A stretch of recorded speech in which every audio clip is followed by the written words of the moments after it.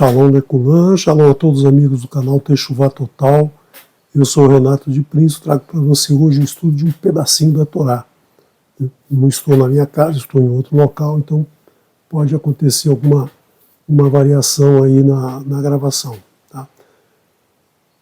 Abra o teu coração para a gente dar continuidade ao estudo dos resumos que a gente vem fazendo de cada porção, para que você tenha uma noção daquela porção, uma noção de todo o texto Peshat daquela porção, para que na semana que você for estudar a porção, você já tenha aí um roteiro, né? Você já tenha aí um resumo, um bom resumo para você acompanhar o texto. Né? Através desses resumos você tem a história que se passa ali, a cada porção você vai formando toda a história da escritura, né? Então todo texto escrito você sabe o que tem ali, onde está, onde foi dito tal coisa, onde tem uma passagem que é interessante olhar, você já tem aí uma forma de estudar resumida, né? E aí, claro, semanalmente você estuda a porção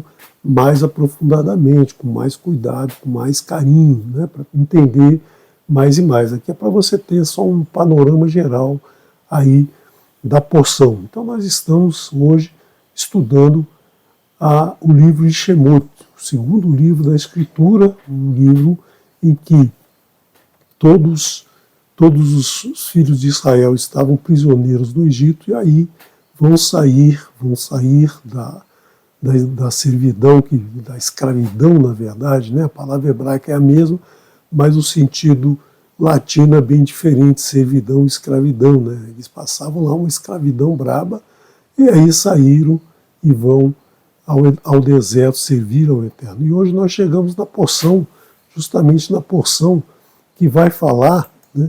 Que vai falar de como construir o Mishkan, o templo, né? O famoso templo que as pessoas falam até hoje, mas que o Eterno mandou construir um Mishkan para que ele habitasse no meio do povo. Então esse Mishkan ele vai ser construído a partir dos materiais que o povo levou do Egito. O povo, quando saiu do Egito, levou muito material, né? Muitas madeiras, tecidos, metais preciosos. Então agora o Eterno convida a todos a fazerem uma trumá. E o que é trumá? Terumá ou trumá? É uma coleta, né? Coleta. Precisa-se disso, e aí quem tem disponibilidade de oferecer, oferece. Então essa porção, ela é uma porção não tão longa, né? Uma porção de 96 versos apenas, que vai ser estudada na semana do dia 1º de março, né? 1º de março, nós vamos ter aí o estudo dessa porção que coincide neste ano com o 1º de Adar, o começo do calendário hebraico, né? A 19ª porção da Escritura, da 54. Nós temos lá no livro de Melahim Aleph, Primeira Reis, nós temos aí um trecho que está relacionado com essa porção, e também na Brit Hadashah, no livro de Judeus Messiânicos, como é conhecido, mas na verdade também é conhecido como Hebreus, né? Nós temos aí algumas passagens que trazem o contexto estudado nessa porção. E essa porção, ela então traz aí um momento que o Eterno diz, né? O Eterno diz para Moshe dizer ao povo, dizer o quê? Dizer ao povo justamente para fazer uma terumá, ou seja, uma contribuição daqueles itens que eles têm, mas essa contribuição não é obrigatória, é uma contribuição de coração. Aquele que tem, né, e quer oferecer ao Eterno vai dar de coração, vai abrir mão daquilo que ele tem, daquilo que ele trouxe lá do Egito, mas vai oferecer de coração. Então não é nada forçado, não é nada obrigatório, né? A Escritura não traz em nenhum momento que é obrigatório dar isso ou aquilo para o Eterno. Dar aquele que tem, né? Aquele que tem essa vontade no seu coração. Então aí nós temos, né, os materiais que são doados, muita pedra preciosa, ouro, prata, né, ouro, prata, bronze,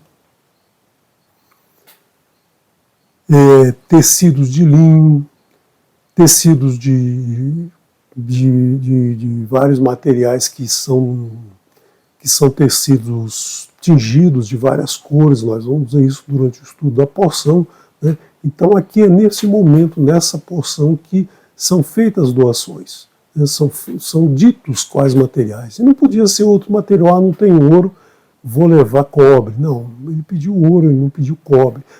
Eu não tenho prata, eu vou levar outro material. Não pode. Não tenho tecido azul, mas eu tenho amarelo. Não pode. Então são aqueles elementos que o Eterno pede, né? Então aquilo que o Eterno especifica nessa porção que precisam ser levados. E cada elemento desse tem um significado, né? Durante o estudo da porção você vai ver o que representa o ouro, a prata, o bronze, o tecido azul, o tecido púrpura, o tecido carmesim, a pele tingida, o couro fino, tudo isso, né? Tudo isso vai ser ensinado, vai ser estudado, vai ser discutido no estudo da porção lá no mês de março, né? Então nós temos aí todos esses elementos estão trazidos na porção Trumá, né? Então pedras preciosas, vários tipos de pedra, de cores, tamanhos diferentes, que vão ter a representação importante que é dada aqui nessa porção. Depois nós veremos o porquê de cada um desses elementos. E aí ele manda erigir um santuário, erigir um Mishkan. O que é o Mishkan? O Mishkan é um espaço sagrado onde ali tudo está separado para o Eterno, né? Tudo ali é para a função do Eterno. Não é igual ao templo de hoje, né? O templo de hoje tem outras funções, tem outras...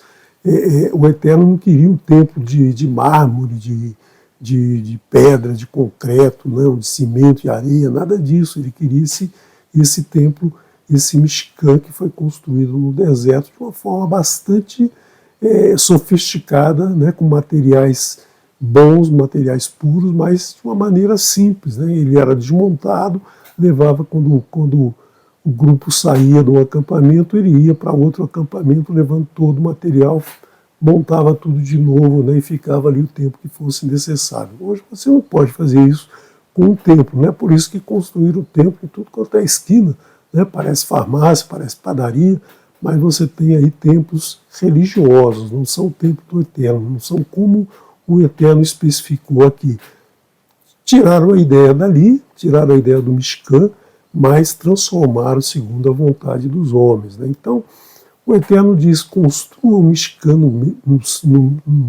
no santuário para Adonai, e eu habitarei no meio de vocês. Ou seja, o Eterno quer, né, figurativamente, que a gente construa esse santuário dentro de nós para que ele habite dentro de nós, né? É isso que é o sentido desse Mishkan, é o sentido desse tabernáculo, desse templo do deserto, né?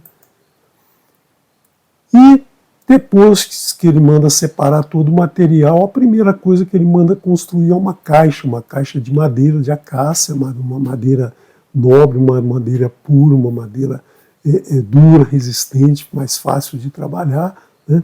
Por aquele que tem habilidade, logicamente, não é qualquer um, né? Não é para qualquer um que consegue trabalhar com madeira, tem que ter alguma habilidade. E essa caixa é a famosa Aron Edut, a Arca da Esperança, a Arca da Aliança, desculpe, né?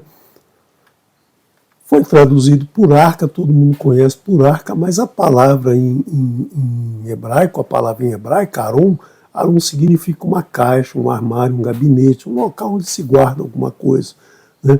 A arca, ela aparece 2 vezes na Escritura como a arca de Noé, a arca de Noé, que salvou o povo, a família de Noé e os animais da extinção, e a arca em que Moshe foi colocado lá no rio Nilo para ser salvo da ordem do faraó de matar todas as crianças. Então essas duas arcas aparecem. Mas essas arcas tinham uma função diferente dessa caixa. Essa caixa é uma caixa onde vão ser guardados os testemunhos do Eterno, né?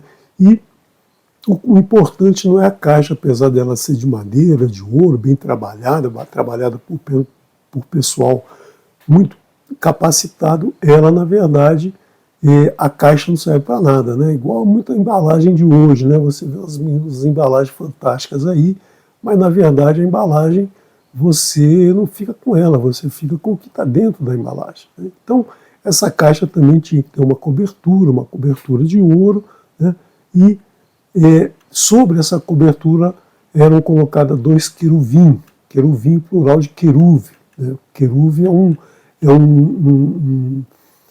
um ser que protege aquilo que a ele é mandado proteger. Então eles protegem o que está no interior da arca, né? Eles não protegem você de mal olhado, não. Eles protegem justamente o que está dentro da arca. Eles estão olhando para dentro da arca, protegendo aquele material, aqueles elementos que estão, né, dentro da arca. Então é por isso, né, que eles foram colocados. É um símbolo, não é nada que vá alterar qualquer coisa, né? Um símbolo de proteção e uma indicação para que você olhe dentro da arca, procure aquilo que está dentro da arca, o testemunho do Eterno que está dentro da arca, né? Isso que é a função de cada um desses querubins, né? Então é essa a importância que a gente tem dessa arca. E depois, né, ele diz para Moshe, né, ele diz para Moshe que é dali que ele falará, né, ele falará com Moshe. Essa arca vai ficar numa área especial dentro do Mishkan, e toda vez que Moshe ia ouvir a palavra do Eterno, as orientações do Eterno, a Torá do Eterno, para escrever a Torá do Eterno, ele entrava nesse local e ficava sozinho. Não é um local para todo mundo, não é para amontoar gente ali, não. Ali só entra uma pessoa, né? E os próprios sacerdotes, o Kohen Gadol, o sumo sacerdote, só entrava em algumas datas bem específicas durante o ano, né? Todo o restante do período,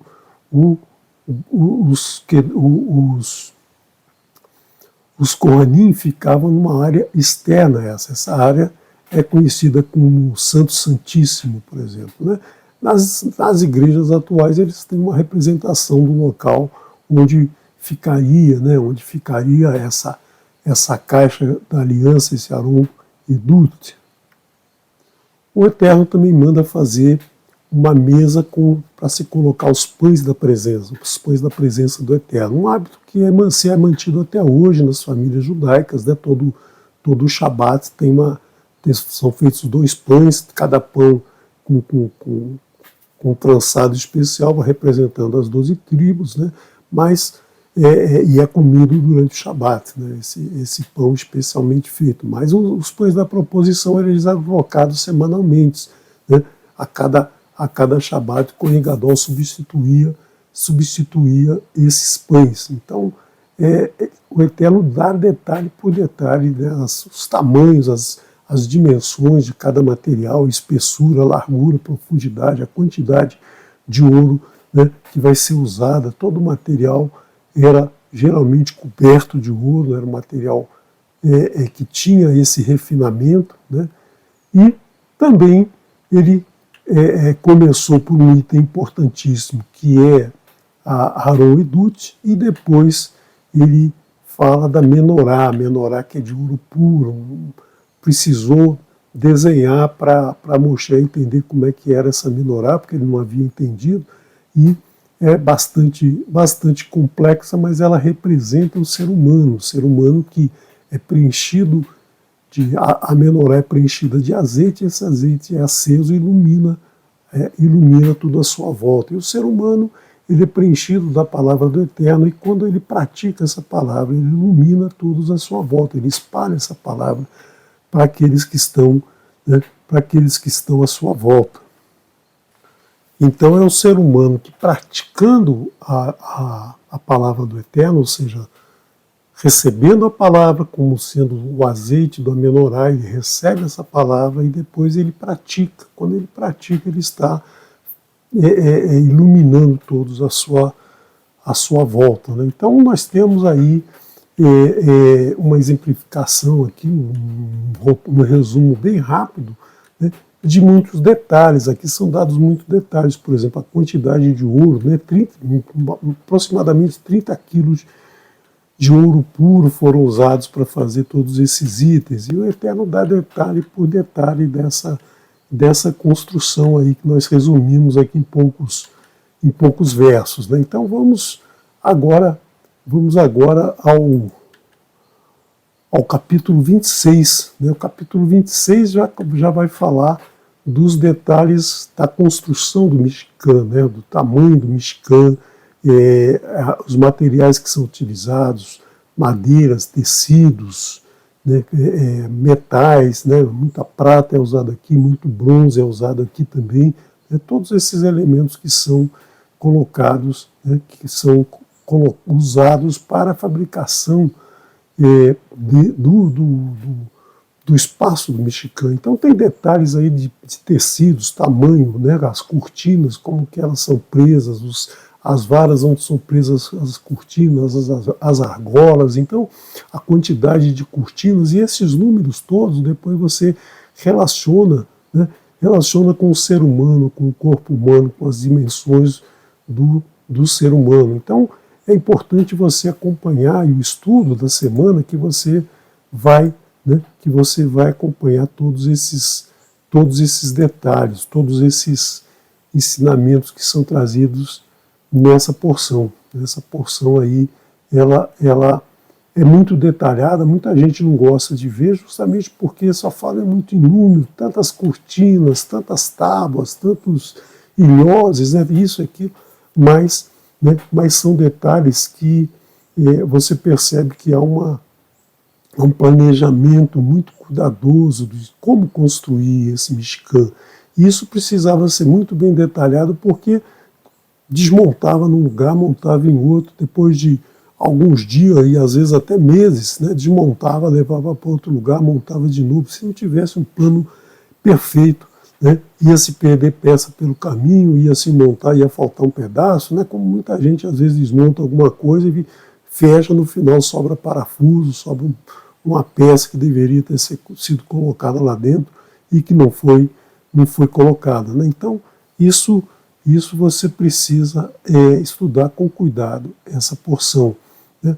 Depois nós temos que uma cortina separa o Santo Santíssimo do restante do santuário, né? O santuário é grande, tem lá a mesa dos pães, né? Tem a menorá, tem um altar de incenso e há uma parte separada por uma cortina, onde lá dentro fica a Aroedúcia, né? A Arca do Testemunho, onde o Eterno, né? Onde a nuvem do Eterno se posicionava todos os dias sobre o acampamento, né, esse período que eles vão passar no deserto, que a gente vai ver mais à frente aí no segmento dos estudos, né? Então, nós vemos que esse local não era um local para qualquer pessoa entrar, né? Todo mundo tinha que obedecer essa regra não poderia ser quebrada, né? A pessoa que quebrasse essa regra, ela podia morrer instantaneamente, como nós vamos ver o que vai acontecer com 2 filhos de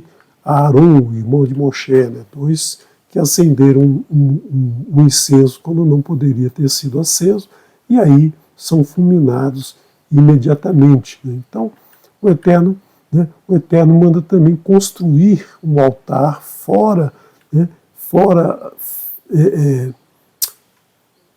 Um altar de bronze, né, onde vão ser feitas as ofertas queimadas de animais e todos os utensílios que são utilizados,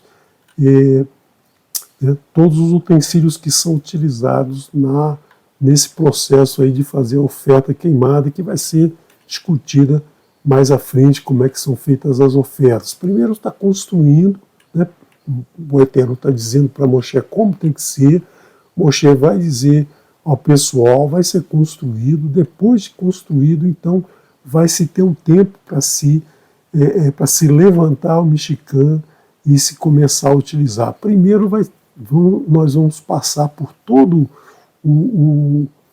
a parte de santificação, ou seja, a separação daqueles sacerdotes que vão servir no Mishkan. Então esses sacerdotes, eles são especiais, eles vão ser tratados de forma especial, eles vão passar um período ali de residência, digamos assim, dentro do Mishkan durante uma semana. Nós vamos ver na próxima porção, eles vão passar lá uma semana, né, aprendendo o que tem que ser feito, como tem que ser feito, como se faz o procedimento, né, como a gente tem hoje em muitos processos, né, processos ISO 9000 aí, né, que precisa ter um processo muito bem detalhado, um roteiro muito bem detalhado, procedimentos bem escritos para que se possa, né, repetir as tarefas, repetir os procedimentos sempre da mesma maneira. Então eles vão fazer isso na próxima porção Tetzavé. Né? Porção Tetzavé, ela é a 20ª porção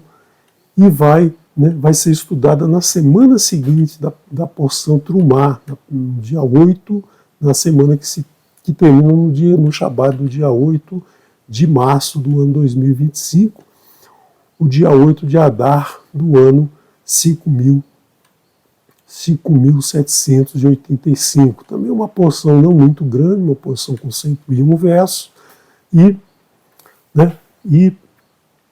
nós vemos aqui, eu fiz aqui alguma coisa errada, vou corrigir aqui rapidamente.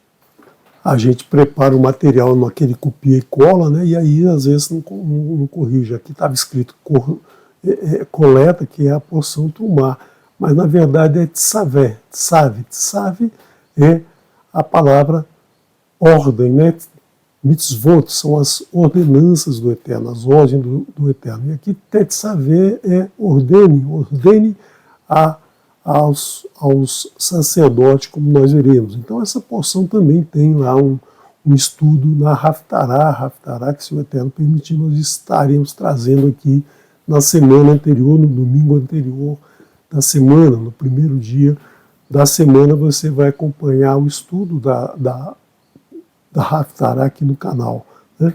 E também nós temos na Brit Hadashah um estudo que está bastante associado a essa porção. Né? Essa porção, então, o Eterno ordena a Moshe para que os filhos de Israel, os Bnei Israel, também aqui outro errinho, olha, um azeite puro para iluminar. O azeite que era colocado na menorá tinha que ser um azeite puro, de primeira prensa, um azeite que não tem fuligem, um azeite que não tem sujeira. Né? Por quê? Porque a palavra do Eterno, que o azeite representa a palavra do Eterno, ela é pura, ela não pode ser um azeite contaminado, um azeite que traga sujeira de outras idolatrias. Né? Então tem que ser um azeite puro. Então é isso que representa todo esse estudo aqui. Você tem que estar sempre lembrando, né? Sempre lembrando da palavra do Eterno. Não é simplesmente fazer um templo ali, colocar óleo para queimar, não é nada disso. O objetivo não é esse. O objetivo é que você interiorize todo esse entendimento para colocar na prática da tua vida. Né? Então a luz é espalhar a palavra do Eterno, é praticar a palavra do Eterno. Né? Então, essa menorá, ela precisava ser acesa o tempo inteiro. Então, o tempo inteiro a gente tem que praticar a palavra do Eterno. O tempo inteiro da nossa vida a gente tem que estar iluminando, a gente tem que estar preenchido com a palavra do Eterno, iluminando. Não pode faltar a palavra dentro de você, senão você não tem como iluminar. E não pode ter a palavra dentro de você e você não praticar, não iluminar. Né? Então, sempre é feita essa analogia. Bom, e aí então está tudo pronto, está tudo preparado, o Mishkan já está pronto, já está levantado, né? Depois do tempo que ele ficou pronto, ficou ainda no chão. Né? Depois desse momento, o Eterno diz para Moshe consagrar a Arão e seu filho. O que é consagrar na Escritura? Né? Consagrar na Escritura é separar para atender somente ao Eterno. Ele vai ser consagrado, ele vai servir ao Eterno como Kohanim. Né? Os Kohanim eram membros, né, eram descendentes da família de Levi, mas que tinham um papel especial, né? Justamente alguns deles eram Cohen, outros não eram Cohen, eram levitas, mas não eram Cohen, mas alguns levitas especiais, né, da família de Arão e seus filhos e os descendentes de seus filhos que vão ter essa prerrogativa de ser sacerdote. Então, eles vão ter roupas especiais, roupas separadas, mas essa roupa não era para usar no dia a dia, né? Era uma roupa para distingui-los enquanto estivesse na função de Coanim, né? De Cohen. Então, a pessoa que, por exemplo, hoje tem uma profissão, ela não deve ficar andando no dia a dia com aquela roupa usada naquela profissão. Vamos supor lá um militar, né? Ele está de folga, ele não precisa andar fardado. Um bombeiro, um polícia civil, um polícia militar, um médico, né? Um médico que está lá no hospital trabalhando usa uma roupa própria para aquele serviço, mas para ele andar na rua ele não precisa andar lá com um estetoscópio pendurado no pescoço, né? Com uma maleta de médico do lado, né? E com aquela roupa branca. Não precisa isso. Então também o sacerdote é para distingui-lo do momento que ele está atuando como sacerdote, né? Então existiam vários detalhes nessas roupas que depois, durante a porção, nós iremos estudar, nós iremos aprofundar. Também existia um colete, né? O colete, cintos, as pedras preciosas, né? As pedras todas encaixadas, todas bem fixadas no colete. Então essas pedras elas têm uma representação, né? Elas têm uma representação juntamente com o peitoral, né? Com o peitoral existem pedras que representam cada uma das tribos de Israel. Cada um dos filhos de Israel está representado ali, né? Tem pedras diferentes, né? Pedras de cores diferentes, de formas diferentes, justamente para representar cada uma das tribos que estão, né? Montadas, acampadas ao redor do Mishkan, né? O Mishkan fica no centro e as tendas têm, né? As tendas das tribos ficam separadas, né? Três em cada lado, 3 ao norte, 3 ao sul, 3 ao leste e 3 ao oeste, né? Então tem o tumim e o urim e o tumim também, que são duas pedras, né? Que tem lá uma função especial. Nós veremos um pouquinho mais à frente essas duas pedras. Também havia ornamento para a cabeça, o turbante. O turbante também tinha algumas inscrições que eram importantes para o Kohanim, né, para o Kohen e para o Kohen Gadol. Todos esses itens, então, estão muito bem descritos nessa porção. Na porção do Trumá, nós temos os itens do Mishkan, e na porção Tetzavé, nós temos aqui como o sacerdote é vestido, como ele vai ser preparado, né, o que ele tem que fazer durante uma semana, né, lá no Mishkan. Então ele vai aprender como faz a oferta, como separam as diferentes carnes, né, cortes de carne do animal que está sendo oferecido, do momento que acende, do momento que tira as cinzas, as ferramentas utilizadas para isso. Tudo isso é muito bem descrito nessa porção, né? As túnicas que eles usavam, né? Os adornos todos que eram utilizados enquanto eles estivessem prestando o serviço de Kohen, enquanto eles estivessem prestando o serviço lá de levar as ofertas que o povo estava oferecendo ao Eterno, e eles queriam proceder à queima de um animal, por exemplo, né? E aqui a gente está falando de um Kohen Gadol e 4 Kohanim, né? Arão e seus 4 filhos. Depois 2 filhos vão morrer e vai ficar Arão e somente 2 filhos. Claro que existiam outros, né? Outros levitas fazendo outros serviços para o Mishkan, mas servindo como Kohen somente esses 5, né? Esses 5 queriam atuar ali dentro do Mishkan, dentro do pátio do Mishkan. E aí nós temos as ofertas queimadas, né? Que tipo de animal? Sempre animal puro, sempre um animal que é um animal kasher, nunca era oferecido um animal qualquer, um animal com defeito. Os animais oferecidos para o Eterno sempre eram animais puros, ou seja, quando você quer oferecer algo para o Eterno, você tem que oferecer algo puro, algo imaculado, algo que não tenha defeitos, né? Então, por isso que essa representação desses animais, o trigo, quando era oferecido farinha, né? Quando era oferecido os grãos, também era tudo feito com materiais de extrema pureza, né? Então, antes de começar tudo, era feita a lavagem com água, né? Então, uma água que ficava numa pia de bronze, né? Todos eles eram lavado o corpo, lavado a roupa, para exemplificar que toda a impureza está sendo retirada. E depois eram ungidos com azeite. A unção, né? A unção é a palavra Mashiach, né? Que depois foi traduzida aí para Messias e que foi traduzido para Cristo. Então, ungir com azeite, né? Ungir com azeite não é nada fora do comum, como muita gente pensa até os dias de hoje. Então, todos os sacerdotes eram ungidos com azeite, todos os itens do Mishkan eram ungidos, né? Eram ungidos com azeite. Então, tudo isso era detalhado nessa porção. E os Kohanim, né? Os Kohanim precisavam ficar durante 7 dias fazendo esse, digamos assim, um estágio probatório ali, né? De 7 dias aprendendo as funções deles, tudo repetindo a rotina, fazendo as suas ofertas dia a dia para poder, né? Para depois, na hora de aberto ao público, né? Quando abrisse o Mishkan para o público viesse trazer as ofertas queimadas, eles tinham lá toda a instrução de como fazer isso, né? Então tinha também lá fora esse altar, né? Esse altar para queima, né? Um altar para queima de incenso, né? De madeira, esse altar era de madeira revestido de ouro.